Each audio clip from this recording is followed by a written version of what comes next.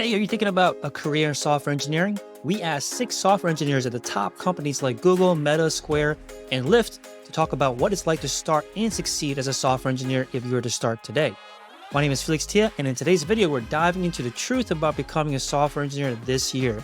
We've gathered insights from industry leaders to give you a comprehensive look at what it really takes to succeed in this field, and let's get started. First up, we have Hunter Meyer from Box, who's here to help you figure out if software engineering is the right path for you or not. Let's hear what he has to say. Start getting the idea of what code looks like, and then start working your way into seeing how to build things, how to build simple apps. And then I really think I wouldn't want to advise someone just to, take a leap of faith, kind of like I did. It was pretty scary, but get them familiarity with code, find a problem and solve it. Like for me, what really drove me into it, my first project was in the morning when I was in Colorado. In the morning, I used to like to watch, TV or something like that while I'm eating breakfast before work. By the time I didn't have cable, so I only had the internet.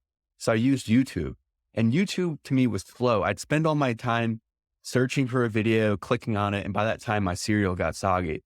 So I said, I want to build a simple app that is just like a playlist finder that auto plays YouTube videos. So I can type in funny videos, it'll start playing and then autoplay next, which is now a feature on YouTube, but at the time they didn't have it. So I built a really simple JavaScript app that interacted with the YouTube API and solved my problem. And I think that was the catalyst to the career choice I made. So definitely I would start with get familiar with the code, see what it looks like. Ruby is a very human readable, friendly language. So I would recommend people look into that one, or Python is another good one as well. And then try to build a project, try to find a problem that you can automate. Maybe it's building a better timer widget for Mac or something like that before jumping into, coding bootcamp. But do your due diligence to make sure it's worth that you at least have some kind of interest in it. Next, Renga Kannan, a Google software engineering manager, weighs in on a common dilemma for new software engineers, which is the question of whether they should go into startups or big tech. I think there is not a kind of a clear-cut answer because a blanket answer. The reason is it depends on the individual. I would really say certain kind of individuals, depending on their kind of really discipline, personal startup may be really fitting very well. For somebody else, the bigger companies really may really fitting very well. Both startups and big companies are offering a lot of really good things to learn, and it's having its own drawbacks. So I would really say what is more important to my opinion is having the blend of experience in your career in the first 10 years is very important. Then where you really start. Part of it, whether you're starting in a big company or like in a startup company. But if at all you want to give a perspective, I would really say that your kind of learning will be like accelerated pretty quick if you go into a startup, because it is less structured, there's more opportunities, there is a less process. So, and then people are willing to kind of take a bet on you because they need more kind of like helping hand than looking for a lot of other people competing. So startup is going to offer you a lot of expertise that you can really build very quickly, very easily in a short amount of time. But what you may really struggle is when you kind of transition yourself into larger companies and where you kind of sustainable products that you're building for a serious business problems, some of the processes, some of that process, how people are being kind of looking at the opportunities and how they're willing to kind of ship and all these things, those kind of really structures is very important in the industry as well. Even when the startup is really becoming a bit more mature, we need to bring those kind of structures. So one should be exposed to both.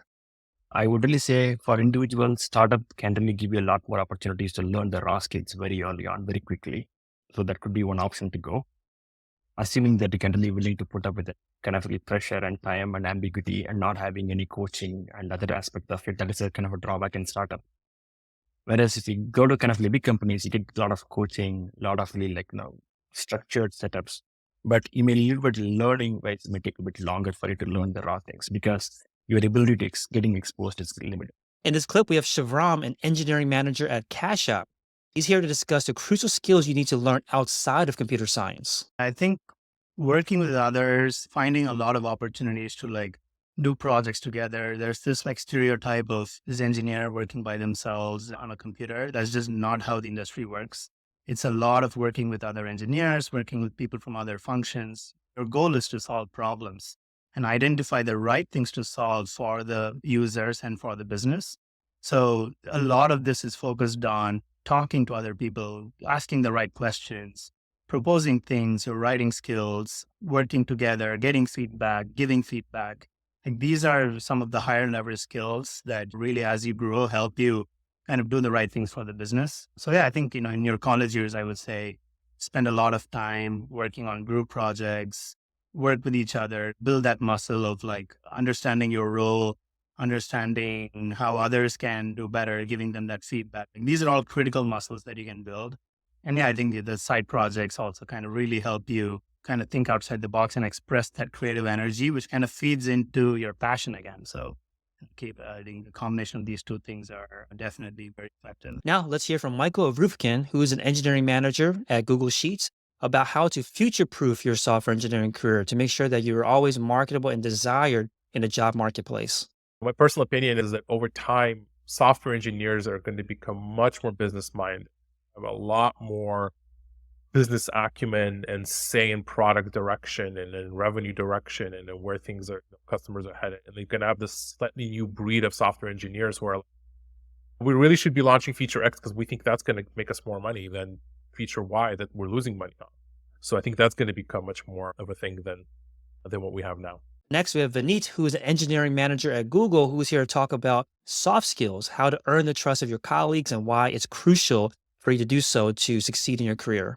That's why I think soft skills are so important, right? Like whenever I talk to people earlier in their career, I usually try to highlight that hard skills are great, but soft skills become more and more important as you grow in your career. Earning trust is a prime example. Like unless you have good soft skills, it is just based on technical abilities. It is not easy to earn your teammates' trust. Yeah, let's talk about that because I think that it's, as you mentioned, that this is not something they teach you when you get your CS degree, how to develop these kind of soft skills to earn trust.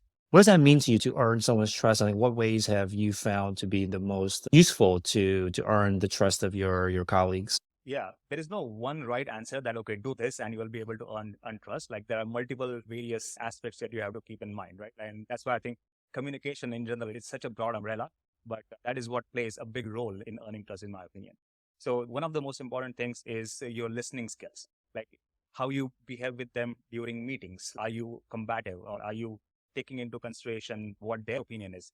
No matter whose opinion is, how you present your ideas, how you receive other people's ideas, and how you engage in constructive dialogue. So not attacking anybody, but kind of keeping people aside and trying to solve problems. Like that is a really important skill to have. And listening plays a huge role in that, because if you practice active listening, meaning that listen to understand, not to respond, meaning that sometimes you get this, even I do, or most of us do many times. As somebody is talking, you already start constructing answers in your head, like because you want to reply or you want to respond to them. But if you take a moment and first just try to understand what they're saying and analyze, okay, what could be the intention or what do exactly they mean, then try to respond to that question, that makes a huge difference. Because in that case, you actually listen to everything that they said, like not half listen and half trying to construct the response in your head. It may sound a small thing, but it plays a big role because your response also changes on that, right? Now you're not just half listening and responding, but you're actually trying to understand and creating appropriate response. And then another thing is being open about feedback. Like you should be giving timely and actionable feedback, but at the same time, you should also be willing to receive it. And people are not giving the feedback proactively, then you should be proactively seeking that feedback. That kind of helps them also on the trust, saying that, hey, this person is actually giving me feedback that helps me. And on top of that, they are also interested in hearing from me. And that's how you kind of build the constructive relationship. And trust is like the foundation of that.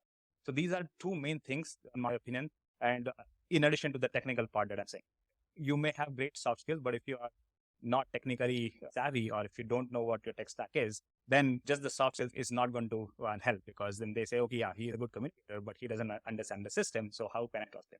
So technical skills is like the table stakes, like it's expected. But on top of that, like practicing active listening, seeking and giving feedback, just in general, like working with humans. For coding, you work with computers all the time, but your team is like full with humans. So how do you kind of go just beyond just business and build relationship, talk about their interest, share your expertise, sometimes be vulnerable, right? Like if you face certain challenges and share that with the team, in not to kind of gain sympathy, but kind of share your knowledge or experience with them with the hope that help them in some way.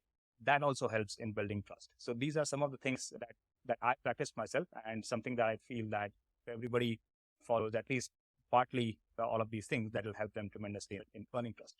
Next, we have Julian Dunn, a director of product management at GitHub, who shares his thoughts about how to become a successful generalist rather than a specialist as a software engineer. You want to continue being an individual contributor, but you know that you get bored in an area within a year and a half kind of thing. Or you're like, I really know everything that there is to know about React, and I keep doing that, but I want to learn some other languages, and I want to work on more backend stuff or systems programming or whatever it is. You got two choices. Like, one is to work for a company that has a lot of those domains, and that kind of means it's got to be big enough to do that, right? Like GitHub at about somewhere between 3,000 and 4,000 people at this point is, we have all those functions, and there is some internal mobility that's available to go and do that. The other thing I would say is that the other way you can actually go about doing that, become a generalist and to move around, as long as you don't mind a little bit of the chaos, is to go work at a startup. Because in a startup, as an engineer on a small team, you're going to naturally wear a lot of hats. You're going to own a lot of the tech stack. Now, if you want to switch domains or you want to switch areas on a slower cadence, that's probably not the best move. But working in a startup allows you to both work in front end, back end, data systems, whatever, data analytics and all this kind of stuff, kind of at the same time. But if you don't like all that frequent context switching and things like that and having to page in all these different areas, then sometimes maybe a startup isn't necessarily the best for you. So the advice is kind of got to know yourself and then match that to the size and type of company and maturity of the company that you're going to work. Finally, we have Ritendra Datta, who's a director of engineering at Meta, with advice on transitioning from software engineering into applied machine learning. Now, machine learning and AI is super popular right now. A lot of people are interested in it. We'll hear what Ritendra has to say about making the shift if you are considering it. First of all, if someone has been in the software industry for a while, I would tell them to do one thing before even going to like the basics of machine learning, which is to go back and refresh their basic linear algebra and statistics and probability. I think everything in machine learning is built on the foundation of maths and statistics. So I think they'll get pretty quickly lost even going through basic courses, because if you think about it, most software engineers are moving further and further away from mathematics and statistics. They're like just not required to do that, and it just like becomes their knowledge and understanding of that stuff becomes stale pretty quickly if they're an experienced engineer in the software industry. So do that first, then take some courses. That's kind of the easiest path. Like, don't have to quit your job or go to a different undergrad degree or take another graduate course to get better at. It's such an applied field, especially if you want to stay in the applied machine learning field, which I think is the most obvious path for someone who's not had that background, because I don't think it makes sense to like jump from having no background in machine learning to becoming an expert at machine learning theory. So I would recommend brushing up. Linear algebra can go extremely complex and deep, but I'm talking about the scratching the surface, refreshing the basics, and then do the same with probability and statistics. Then take a course. Again, as I said, like Coursera's and Udemy's and all of those are really good resources to like find a course, take it, audit it. Don't even have to like pay for it. There are plenty of courses that are just freely available and distributed. And then combine that with YouTube, where people explain snippets of concepts separately, which is really a good sort of additional tool to like further solidify your understanding of the basics. Then if you're already in a company where you are in an infrastructure or a product engineering team and you want to do machine learning, you can basically say, hey, can I spend like 10-20% of my time to like do a project with your team, find a machine learning team within your company and apply your understanding to one thing, like train a model. The most classic cycle is figure out what data sources exist. I think most engineers can write code to like pipe data from point A to point B, and then the next step is like, okay, pipe this data through the machine learning training infrastructure. It spits out a model, and try that model out on a few sampled data that is held out and see how it goes. If you enjoyed this clip, make sure you watch the entire video, which has a lot more content just like this. And if you want to make sure you don't miss any of our episodes where we talk to leaders in the tech industry, from software engineers to product managers to engineering managers, make sure you subscribe to the YouTube channel and also click the notification bell. And that's all the time we have for this week. I'll catch you guys on the next episode.